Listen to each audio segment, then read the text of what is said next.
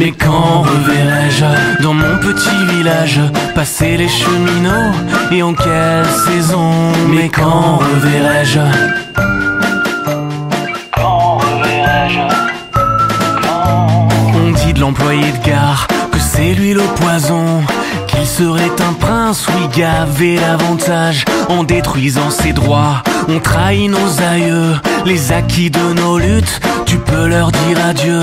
Contre cette politique, la grève s'enracine. Voilà l'esprit gaulois, la fibre du mutin. S'il nous faut virer tout ce petit gratin, préparons le terrain pour bloquer la machine. Mais quand reverrai-je dans mon petit village passer les cheminots, et en quelle saison? Mais quand reverrai-je?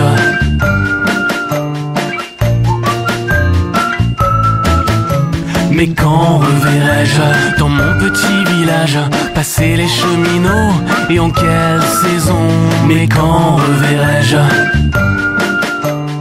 Quand reverrai-je? Les chemins de fer, c'est la force de nos bras, la sueur de nos fronts qu'ils veulent privatiser, étrangler l'hôpital et les universités, brimer le service postal, la justice et la loi. Ils nous déclarent la guerre et il ne tient qu'à nous de nous soucier de nos sorts, de trouver le bon choix, de sortir de ce pas, réveiller l'eau qui dort pour nos services publics, soi-disant pavés d'or. Mais quand reverrai-je dans mon petit village passer les cheminots, et en quelle saison? Mais quand reverrai-je?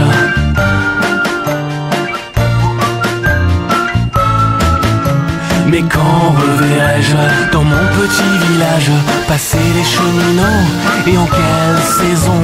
Mais quand reverrai-je?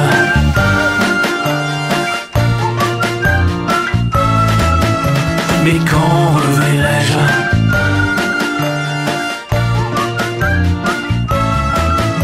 Mais quand reverrai-je? Quand reverrai-je? Mais quand reverrai-je?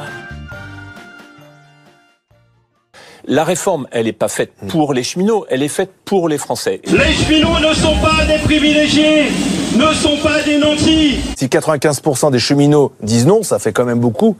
Oui. 94,97% des cheminots se sont prononcés contre le pacte ferroviaire du gouvernement.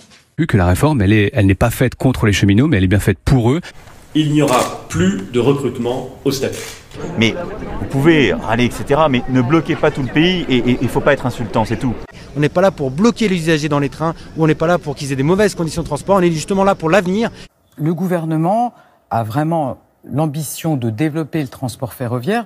En Franche-Comté, aujourd'hui, une trentaine de petites gares TER ne possèdent plus ni guichet ni distributeur, une aberration pour les usagers, particulièrement en milieu rural. Cette réforme n'a pas pour objet de privatiser la SNCF. Elle n'a pas pour objet de fermer des petites lignes. Ce sont 56 lignes et 120 gares qui sont actuellement menacées sur l'ensemble du territoire. Moi, j'aime bien les petites gares, j'aime bien les guichets. Désormais, il faudra prendre son billet aux bornes automatiques ou faire les démarches par Internet. Cette réforme, c'est une ambition forte pour le modèle ferroviaire français qui doit se réorganiser pour les usagers, pour les cheminots, pour les contribuables. C'est dommage que ça ait été laissé en désuétude parce que c'est indispensable pour qu'un pays respire et vive et fonctionne normalement. Dans la réforme actuelle, ce qui est proposé, c'est non pas de construire des nouveaux TGV, mais de mettre tout l'argent pour moderniser les lignes existantes. Pourtant, la SNCF n'a prévu aucun travaux de réaménagement sur cette ligne. Des trains plus ponctuels, plus nombreux là où il y en a besoin, avec plus de services. L'annonce de la fermeture des guichets d'accueil de 6 gares dans l'est du département a mis le feu aux poudres. Il va y avoir la concurrence et très concrètement, ça veut dire quoi? Ça veut dire qu'il y aura plus de trains en France. Internet affichait l'horaire de 12h04. Mais on aurait dû y regarder de plus près. C'était un bus, qu'on appelle aussi un car. On fait un choix très clair en faveur du transport ferroviaire et je pense que les cheminots doivent aussi l'entendre. Notre statut n'est pas un boulet, mais un gage de haut niveau de formation et de sécurité. Il n'y a pas de plan en France de fermeture globale des petites lignes. C'est aujourd'hui que les trains vont relier pour la dernière fois les deux communes. Moi, je crois que l'enjeu, c'est un meilleur service public. C'est aussi simple que ça. L'infrastructure routière n'a cessé de se développer. Il va y avoir du choix. Et ça veut dire que, puisqu'il y a du choix, puisqu'il y a plus de trains, il va y avoir plus de gens dans les trains et moins de voitures. Et il va y avoir des prix plus bas ? Et peut-être qu'il y aura aussi des... Peut-être pas. Et faudra voir. Et la SNCF a décidé de fermer ses guichets. Désormais, de tristes panneaux condamnent les vitres. Il n'y a plus personne pour vendre un billet ou renseigner les usagers. C'est une réforme qui vise à répondre d'abord aux attentes des Français, qui vise un meilleur service public. Il y en a de moins en moins de services publics, de toute façon. De moins en moins. La Poste, c'est pareil. Enfin, je veux dire, il y a tout qui déraille.